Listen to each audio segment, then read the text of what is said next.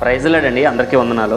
ఒక చిన్న మాట, మనకున్న ప్రస్తుత భారాన్ని బట్టి, పరిస్థితిని బట్టి ఇవన్నీ ఎలాగా నేను జయించగలనని చెప్పేసి నైట్ టైం మనకున్న పరిస్థితిని బట్టి ఆలోచిస్తూ పడుకుంటాం. ఏమండి, ఉదయకాలం అయిన తర్వాత మనం దేవుడి దగ్గర ప్రార్థన చేసుకుని మళ్ళీ మన డ్యూటీలకు మనం వెళ్ళేటప్పుడు, పనులకి వెళ్ళేటప్పుడు ఏమనుకుంటామంటే అవి మర్చిపోయి మళ్ళీ లోక ఆలోచనలో వెళ్ళిపోతూ ఉంటాం. కానీ నేను ఏం చెప్తానంటే, నీకున్న భారం ఏదైతే నైట్ టైం నువ్వు ఆలోచిస్తూ పడుకుంటున్నావో, దేవుడిని ప్రార్థించేటప్పుడు అడుగుతున్నావో, అదే ఆలోచనతో, అదే తలంపుతో ఈ రోజంతా ప్రభువా నువ్వు నాకు సహాయం చేయి, నేను నీ చిత్తంలో నడుచుకుంటాను, నేను నీకు ఇష్టమైనట్టు ఉంటాను, నాకు సహాయం చేయి అని చెప్పేసి ఆ ఆలోచనలో ఈ రోజంతా కూడా మీరు ఉన్నారనుకో, దేవుని సూచిస్తూ కూడా ప్రభువా నేను నీకు ఇష్టంగా ఉండాలంతే, నేను నీ సహాయం పొందుకోవాలంటే నేను పవిత్రంగా ఉండాలి, మంచిగా ఉండాలి, నీకు ఇష్టంగా ఉండాలి, నన్ను నడిపించు అని ఆలోచనలో వెళ్ళండి. ఎందుకు చెప్తున్నానంటే ప్రతి ఒక్కరు కూడా నైట్ టైం ప్రార్థన చేసుకుంటారు, ఉన్న భారాన్ని బట్టి ఆలోచనలో అప్పుడు ఉంటారు, తర్వాత మర్చిపోతారు.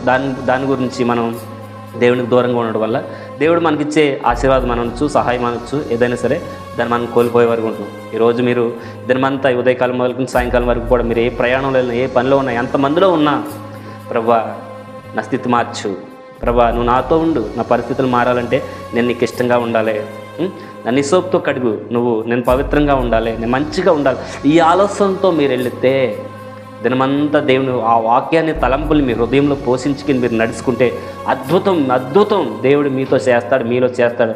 ఈ మాటలు దేవుడు దీవించును గాక.